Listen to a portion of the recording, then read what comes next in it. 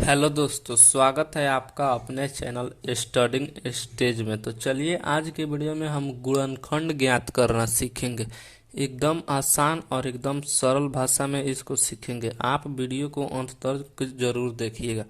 तो चलिए हम वीडियो को स्टार्ट करते हैं और आपको समझाते हैं कि ये कैसे बनाया जाता है। तो हमने यहाँ पर दो प्रश्न लिया है, पहला और ये दूसरा। जो कि ये पहला प्रश्न है x square plus 7x plus 10। तो हमें इसमें करना ये होता है गुणनखंड निकालने के लिए कि ये जो पहला पद है इसको हम सबसे अंतिम पद में गुना करते हैं। तो सबसे पहला पद एक्स स्क्वायर है और सबसे अंतिम पद 10 है। तो हम एक्स स्क्वायर को, जैसे में आप यहाँ पर देखिए, एक्स स्क्वायर में गुणा करेंगे 10 से। तो यहाँ पर गुणा करने के बाद 10 और ये एक्स स्क्वायर का एक्स स्क्वायर हो जाएगा। तो हमें कुछ ऐसा भाग इस 7x का तोड़ना होता है कि गुणा करके 10x स्क्वायर आ जाए और जोड़ करके 7x आए। तो चलिए हम आपको बताते हैं। जैसे कि यहाँ पर आपको हल करना है, तो हल।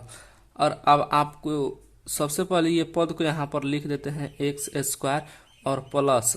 अगर आप इस तो आपको सबसे आसान तरीका है कि ये 10 का आप गुणनखंड निकाल लीजिए। 10 का गुणनखंड निकालेंगे तो 2 से कटाएंगे तो 5 बचेगा और 5 से कटाएंगे तो 1 हो जाएगा। तो 2 गुणे 5 करें, 2 गुणे 5 बराबर 10।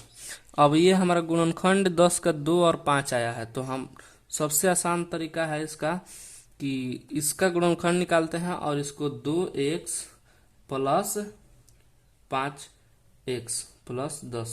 अब आप देखिए, x square plus 2x plus 5x। अगर आप 2x और 5x को जोड़ेंगे तो 7x हो जाएगा। और अगर आप 2x और 5x का गुणा करेंगे तो 10x स्क्वायर होगा। तो आप समझ गए होंगे कि यहाँ पर इसमें और इसमें गुणा करेंगे तो 10x स्क्वायर। तो ये हमारा हो गया। अब ये जो 7x है ना, तो उतना ही का मान ये 2x प्लस 5x है। तो उतना ही का मान है, तो हम यहाँ पर इसको रख दिए हैं। अब चलिए आगे बनाते हैं। तो यहाँ से अब हमको ये टर्म आ गया है। तो यहाँ से अब हम ये दो दो टर्म में से एक एक को कॉमन लेते हैं। जैसे कि एक्स स्क्वायर है तो हम इसमें x कॉमन ले लेंगे तो x बचेगा।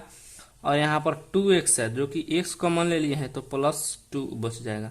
अब आते हैं इस पद में। तो इस पद में हम 5 को कॉमन ले लेते हैं। 5 को अगर कॉमन लेते हैं तो x बच जाएगा।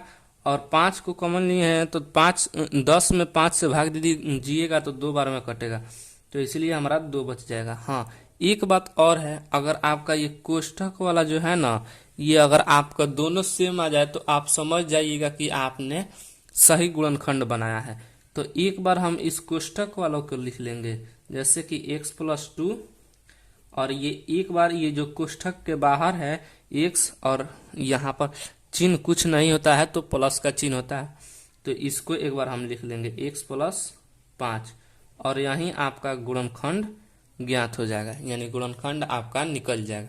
चलिए हम दूसरा प्रश्न को फटाफट कर लेते हैं। आप तो कॉन्सेप्ट सीख गए हैं तो अब ज़्यादा समय नहीं लगेगा। जैसा कि अब यहाँ पर 2x स्क्वायर है और यहाँ पर 6 है। तो हमें 2x स्क्वायर और प्लस का 6 में गुणा करेंगे तो 12x स्क्वायर हो जाएगा। तो 12x स्क्वायर, ये 7x का कुछ ऐसा टुकड़ा कीजिए जो कि गुना करने पर 12x स्क्वायर और जोड़ने पर 7x स्क्वायर हो जाए। तो यहाँ पर 2x स्क्वायर हम लिख देंगे और प्लस इसका हम अगर 3 और 4 अगर हम करते हैं, जैसे में 3x प्लस 4x प्लस 6।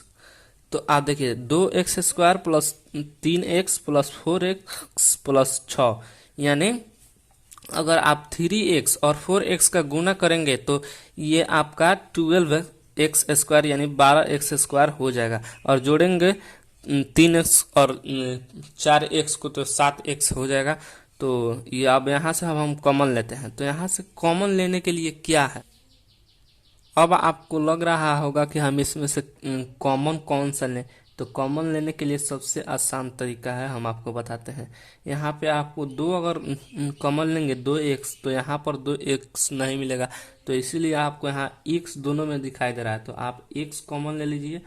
अब हमने यहाँ से x कॉमन ले लिया तो 2x बच गया, और प्लस यहाँ सिर्फ x कॉमन लिए थे तो x चला जाएगा, तो यहाँ पर 3 बच जाएगा। अब हम इसमें से 2 कॉमन ले लेंगे। अगर 2 कॉमन लेते हैं तो 2 दूना 4, तो 2x यहाँ पर हो जाएगा, और 2 से 6 में भाग देंगे तो 3 बार में कटेगा, यानी 3 यहाँ पर हो जाएगा। तो देखिए यहाँ पर भी ये कोष्ठक वाला दोनों मान सेम आ गया है, यानी आपका गुणनखंड सही है। तो एक बार हम अंदर वालों को लिख लेंगे और एक बार बाहर वालों को, जैसे कि 2x प्लस 3 और x प्लस 2, x प्लस 2। तो जैसा कि आप देखेंगे कि यहाँ 2x प्लस 3 और x प्लस 2 आंसर हमारा आ गया है, यह आंसर होगा।